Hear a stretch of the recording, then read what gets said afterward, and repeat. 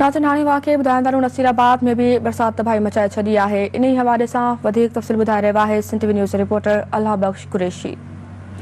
जी नाज़रीन बिल्कुल इन वक्त असीं मौजूद आहियूं नसीराबाद तालुके जे ॻोठ नचराणी में। ही 150 घरनि ते मुश्तमिल ॻोठ आहे। हितां जा रहवासी सख़्तु परेशान आहिनि। समूरा घर मुतासिर थिया आहिनि, समूरा घर किरिया आहिनि। कंहिंजी छत किरी आहे, कंहिंजी भित किरी आहे। सभिनी जो माली नुक़सानु थियो आहे। ऐं हिते जेको हुननि जो 100 एकड़नि ते बीठल फसल हुयो उहो समूरो फसल बि ॿुॾी वियो आहे। ॻोठ ॾे अचण वारो रस्तो जेको आहे उहो रस्तो बि ॿुॾी वियो आहे।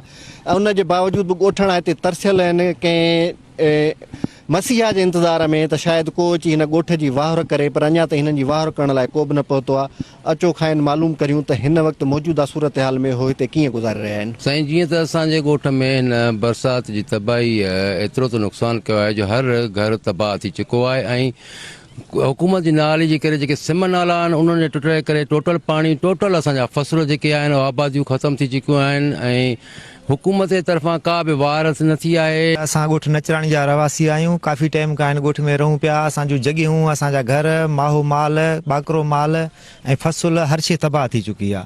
असांजे ॻोठ में अचण वञण जे लाइ रस्तो उहो बि न बचियो आहे। शायदि असांजे ॻोठ में फसल ऐं जॻहियूं सभु तबाह थी विया आहिनि। हींअर असांखे हुकूमत का बि सहूलियत न ॾिनी आहे। रोड रस्ता सभु शइ ॿुॾी आहे। हींअर ॿचड़ा बि माना पाणी में किने में अधु मरी चुका आहिनि।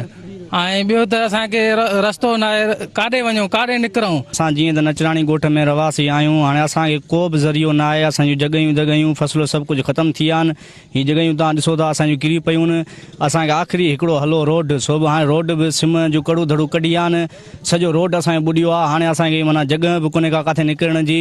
हिननि जो इहो ई मुतालबो आहे त असांखे पाणी निकाल कराए ॾिनो वञे ऐं असांजो जेको नुक़सानु थियो आहे हुनजो अज़ालो करायो वञे, जीअं असां पंहिंजी ज़िंदगी साॻे पुराणे तरीक़े सां गुज़ारे सघूं जीअं असांजी ज़िंदगी बरसातुनि खां अॻु में गुज़रंदी हुई। कैमरामैन सजाद कलोड़ो सां गॾु अल्लाह बख्श कुरैशी, सिंध टीवी न्यूज़, नसीराबाद।